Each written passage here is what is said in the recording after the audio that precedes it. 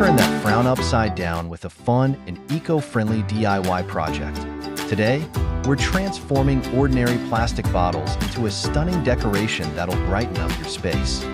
Not only is this project a great way to pass the time, but it's also a fantastic opportunity to help our planet by reducing, reusing, and recycling. Plus, who knows?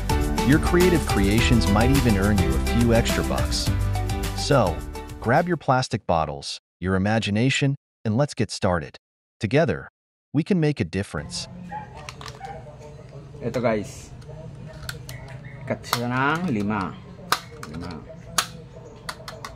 para sa iba namang style. Tapos sa dulo nito, lagyan natin ng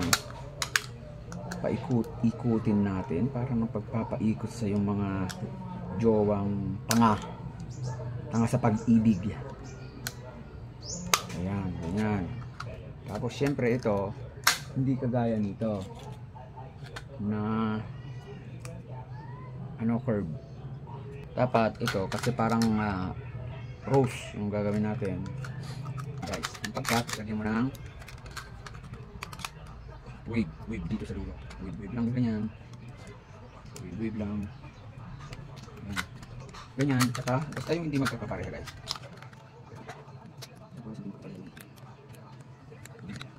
Hindi siya magkapareha guys ha.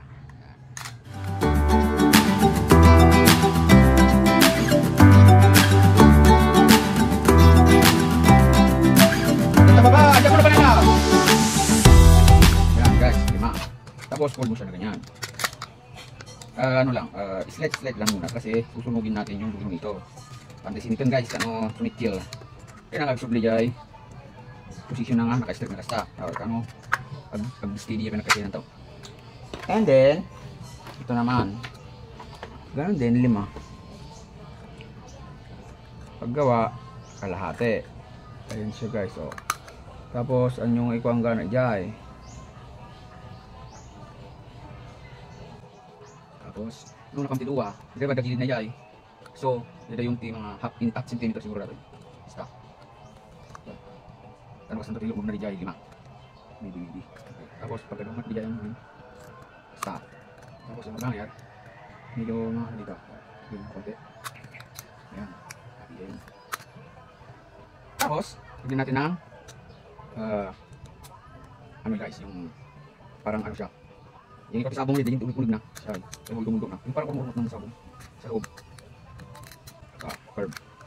Naka, diba? Straight. Tapos mga nakabas dito yan. Nga ikan mo dyan. Curve. Parang yung sa ginawa rin kanina. Curve. Pero, pataya ko na sa basit. Tapos, ito na dyan. Dulo na. Curve. Yan. Straight. Curve. Ay, diagonal ganyan. Diagonal. Mga konting diagonal lang. Konting diagonal ganyan. Tapos, curve sa dulo. From side to side yan guys. So, ibahin natin tapos ganyan. Pasensya na hindi ako marunong tutorial. Ganyan. Tapos, di ba data? Dato ito masinit ito dato eh. Balinto nga pa kasi paunag.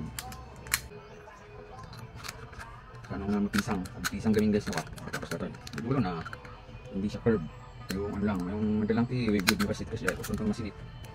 Mintas yung data guys. Promise. Wala kasi gaming ha. Clear mat. Wala na kasi yung ubus na. Sa balida. Yung mga pagpapalaan guys. Pagpapalaan niya. Basta pa-wave kasi guys. Basta mapapala guys. Then, after, lagay dito yan guys. Pagkatitiran guys.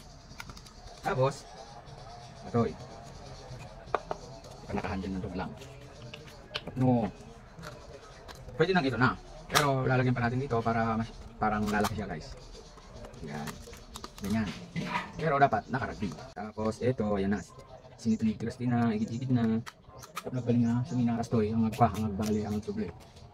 Pero dahil ito siya sunod. No, awan iti gatang yung lighter. Kapag sinit-sinit igit.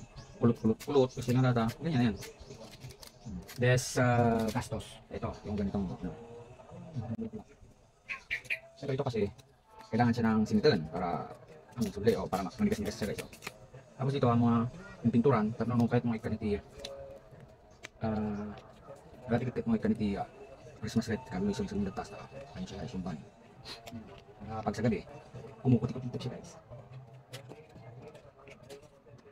Antik nga madaling nagsinita at naangin. So nga, ag-spray tayo latan, kabagis, don't worry kasi yung spray paint, kahit maulan, madali yang matuyo. At saka dapat, before you use, you have to shake it para lumabas yung magandang mixture. Thank you for watching. I hope you learned something new about upcycling plastic bottles into fun and functional flower decorations. Remember, every little bit helps in reducing plastic waste. Don't forget to like, subscribe, and hit the notification bell for more creative DIY projects. And if you try this tutorial, share your results in the comments below. See you next time.